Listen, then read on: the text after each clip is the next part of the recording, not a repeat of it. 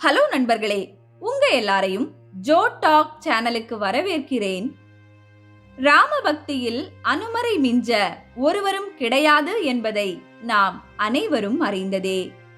ஏன், ராமரின் திருநாமம் எப்போதும் ஒலிக்கும் இந்த பூலோகத்திலே இருப்பதற்காய் கிடைப்பதற்கு அரிய வைகுண்ட வாசத்தையே துறந்தவர் அவர். ஈசனின் அம்சமாய் ஸ்ரீராமரின் குலத்தை காத்த கடமை வீரராய், எண்ணிய காரியங்களில் வெற்றியை ஈட்டித்தரும் ஆற்றல் மிக்க தீரனாய் விளங்கும் அற்புத மனிதர் அனுமரை நாம் கோவில்களில் தரிசிக்கும் போதோ அல்லது அவரின் புகைப்படங்களிலோ அவரின் வாலில் ஒரு மணி ஒன்று தொங்கிக் கொண்டிருப்பதை கவனித்திருப்போம்.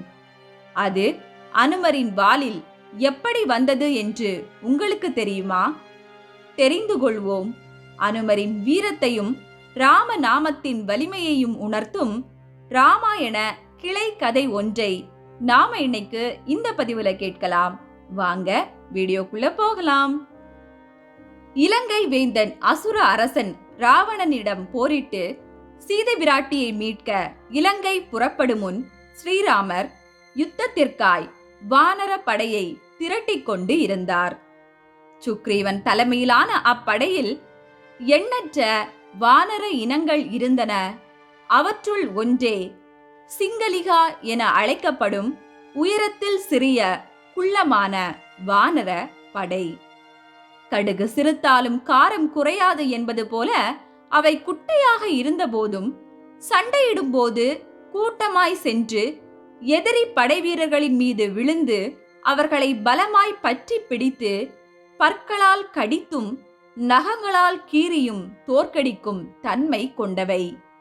அவைகளின் அந்த துடுக்குத்தனமான வீரத்தை கண்டதும் ஸ்ரீராமரோ கட்டாயம் இந்த சிங்கலிக படையும் நம்முடன் சேர்ந்து கொள்ள வேண்டும் என்று உத்தரவிட்டார்.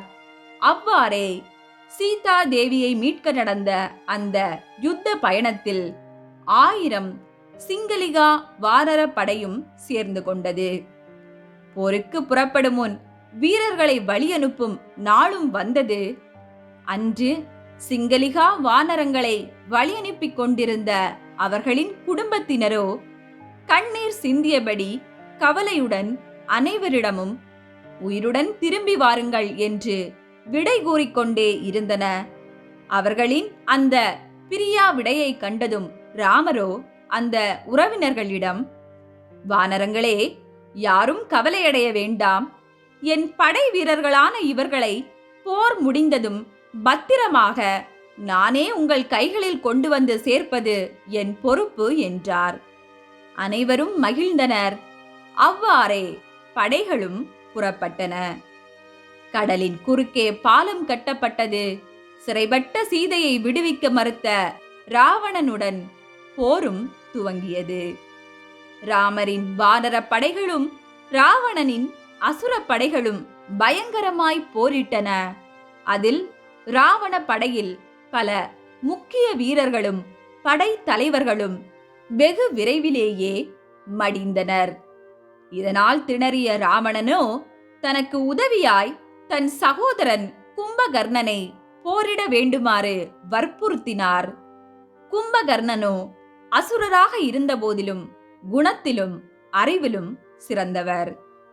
அவர் தன் சகோதரன் ராவணன் மாற்றான் மனைவியின் மேல் ஆசை கொண்டது தவறு என்பதை உணர்ந்து ராவணனிடமே, சகோதரா, தாம் செய்வது தவறு.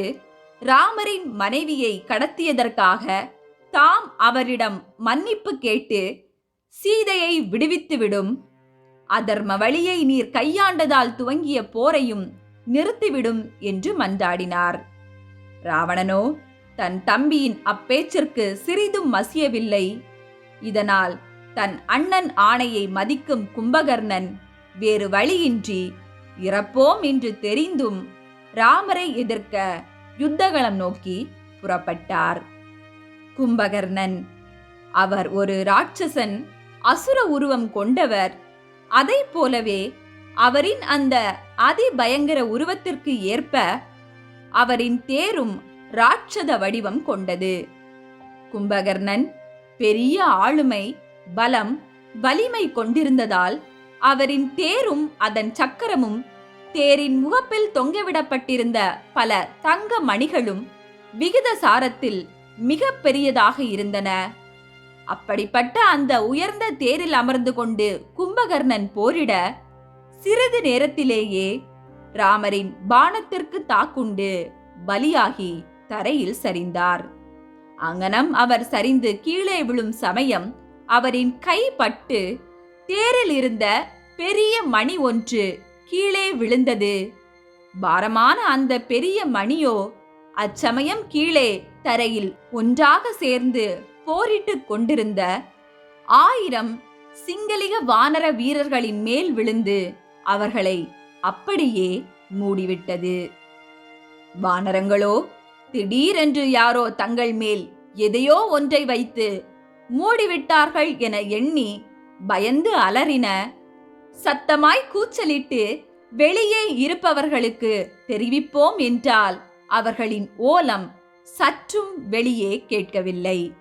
சரி, மெல்ல இந்த பாரத்தை நகர்த்துவோம் என முயன்றால் மணி கனமாக இருந்ததால் அந்த வானரங்களால் அதை அசைக்க கூட முடியவில்லை. உள்ளுக்குள் ஒரே இருட்டு.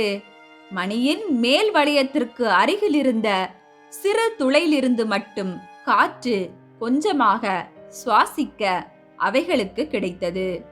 இறுதியில் தங்களால் இயன்ற அளவு முயற்சித்தும் பலன் கிட்டவில்லையே என்பதை உணர்ந்த சிங்களிக படையினர் மாறி மாறி பயத்தால் புலம்ப ஆரம்பித்தனர்.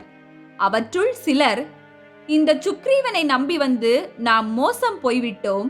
அவன் கண்டிப்பாக நம்மை தேடப் போவதில்லை. நாம் அனைவரும் இப்படியே கிடந்து இதற்குள்ளே சாக வேண்டியதுதான் என்றன. இன்னும் சிலரோ, ஆமாம், அனுமரும் சுக்ரீவனும் ஒன்றும் செய்ய போவதில்லை. அவர்களுக்கு நம்மை விட உயர்ந்த வீரர்கள் பலர் இருக்கிறார்கள். நாம் இங்கே மாட்டிக்கொண்டதை கூட அவர்கள் அறிய வாய்ப்பில்லை. எனவே நீங்கள் சொன்னது உண்மையே, நாம் இங்கேயே கிடந்து சாக வேண்டியதுதான் என்றன. மற்றவைகளும் அப்படியே ஆமாம் ஆமாம் என அதை முழுதாய் ஆமோதித்து, நாம் புறப்படும் போது ராமர் நம் உறவினர்களிடம் நம்மை பத்திரமாய் உயிருடன் ஒப்படைப்பேன் என்று கூறியிருந்தாரே, அவர் எங்கே போனார்? அவரும் நம்மை மறந்துவிட்டார் போலும். நாம் இனி அவ்வளவுதான் என இப்படியே அவைகள் ஆதங்கத்தில் பேசிக்கொண்டே இருந்தன. அப்போது அவைகளுள் இருந்த வயது முதிர்ந்த மூத்த வானரம் ஒன்று, வீரர்களே, ஏன் இப்படி பயத்தில் வாய்க்கு வந்ததையெல்லாம் பேசிக் கொண்டிருக்கிறீர்கள்? முதலில் அமைதி கொள்ளுங்கள் என அவற்றை அதட்டி, வானரங்களே, கவலையடையாதீர்கள். அனைவரும் பக்தியுடன் கண்களை மூடி ஸ்ரீராமரின் நாமத்தை தொடர்ந்து உச்சரியுங்கள். நாம் சேது பாலம் அமைக்கும் போது அந்த மிகப்பெரிய பாறைகளின் மேல் ராமரின் நாமத்தை எழுதியதன் ஒரே காரணத்திற்காக அவை கடலில் வீசியதும் மூழ்காமல் மிதந்து நமக்கு பாதை அமைத்து வழி தந்தன. அப்படிப்பட்ட சக்திமிக்க நாமத்தை நாமும் உச்சரித்தால் கட்டாயம் நமக்கு வழி பிறக்கும். இந்த மரண பிடியிலிருந்து ராமர் நம்மை காப்பார் என்பது உறுதி என்றது. அவ்வாறே மற்ற வானரங்களும் அதை முழுதாய் ஏற்றன. அவை அப்போது முதலே கண்களை மூடி ஸ்ரீராமா ஸ்ரீராமா என்கிற புனித புண்ணிய திருநாமத்தை உருக்கமாய் உச்சரிக்க துவங்கின. அப்படியே நாட்களும் சென்றது. யுத்தமும் முடிந்தது. ராவணன் அழிக்கப்பட்டு சீதை மீட்கப்பட்டாள். ராமர், லக்ஷ்மணர், படையினர் உட்பட அனைவரும் அயோத்தி செல்லவும் ஆயத்தமாயினர்.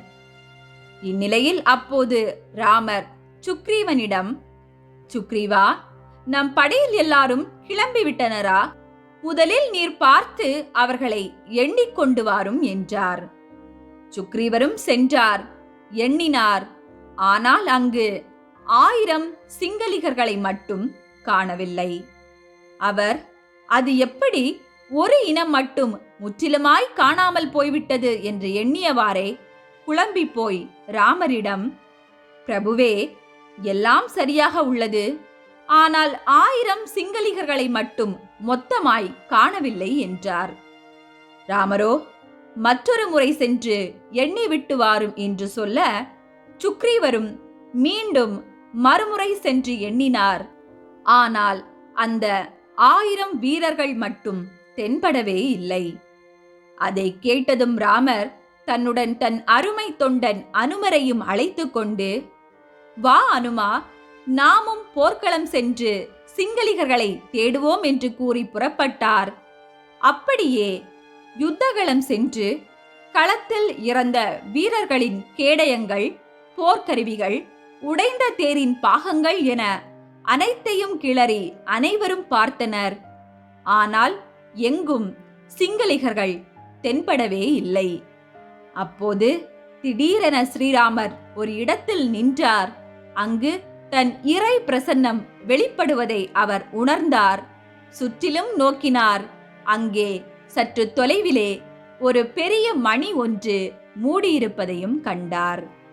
கண்டதும் அவர், அனுமா, இங்கே வா என்று அழைத்தார்.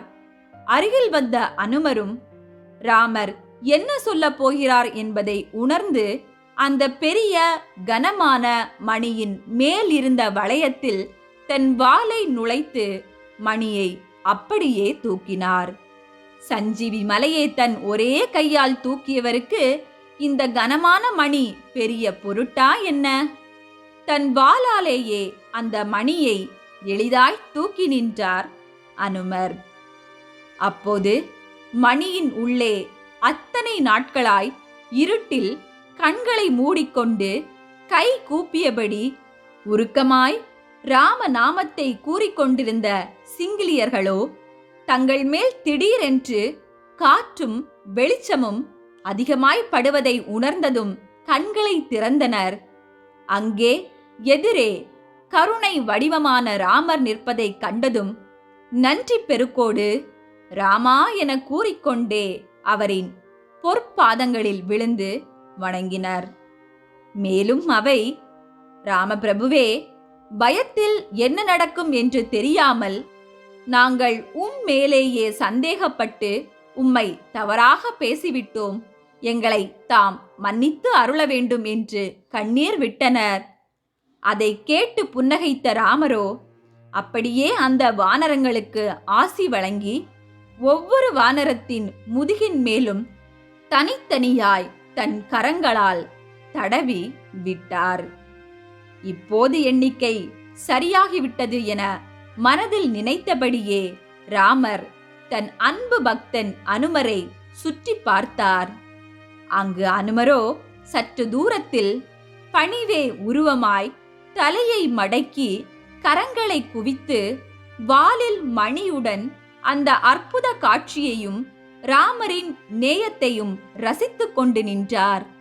அப்படி அனுமரையும் அவர் வாளில் பிரகாசிக்கும் தங்க மணியுடன் அவர் நின்ற கோலத்தையும் கண்டு ராமர், அனுமா, உனக்கு இந்த தோற்றம் எவ்வளவு அழகாக உள்ளது தெரியுமா என கூறி, இன்று நீ இந்த வானரங்களை மரண இருளில் இருந்து ஒளி கொடுத்து விடுவித்தது போல எவர் உன்னை இந்த மணியுடன் கூடிய திருக்கோலத்தில் வழிபடுகிறார்களோ அவர்களுக்கு ஞானம், பக்தி, பலம், வைராக்கியம் கிட்டி அறியாமையின் இருள் அகற்றப்பட்டு ஞான ஒளி கிடைக்க நான் ஆசீர் அளிப்பேன் என்றார். அவ்வாறே இன்றும் தென்னிந்தியாவின் பல இடங்களில் உள்ள கோவில்களில் அனுமர் வாளில் மணியுடன் காட்சி தருகிறார். அனுமரின் வாளில் மணி உள்ளதற்கான புராண கதை இதுவே. இப்படி ராமரை விட ராம நாமத்திற்கு அதிக வலிமை உள்ளது. ராமரின் அந்த திருநாமத்திற்கு சக்தி மிக அதிகம். இந்நாமத்தை மட்டும் நாம் பயன்படுத்தி பிறவி பெருங்கடலையே கடந்து விடலாம் என்கின்றன புராணங்கள். அப்படிப்பட்ட அந்த ராமரின் நாமம் எப்போதும் ஒலிக்கும் இந்த பூலோகத்தில் வாழ வேண்டும் என்பதற்காகவே கிடைப்பதற்கு அரிய வைகுண்ட வாழ்வையே வேண்டாம் என்றவர் அனுமர். அவரின் திருவருளும் ராமரின் ஆசியும் கிடைக்க ராம நாமத்தை சொல்வோம், வாழ்வில் வளம் பெறுவோம். ஓகே நண்பர்களே, இந்த பதிவுல ராமாயண பகுதியிலிருந்து ஒரு சிறு கிளை கதை ஒன்றினை கேட்டோம். இந்த வீடியோ உங்களுக்கு பிடிச்சிருந்தனா லைக் பண்ணுங்க. மறக்காம ஜோ டாக் சேனலுக்கு சப்ஸ்கிரைப் பண்ணுங்க. நன்றி.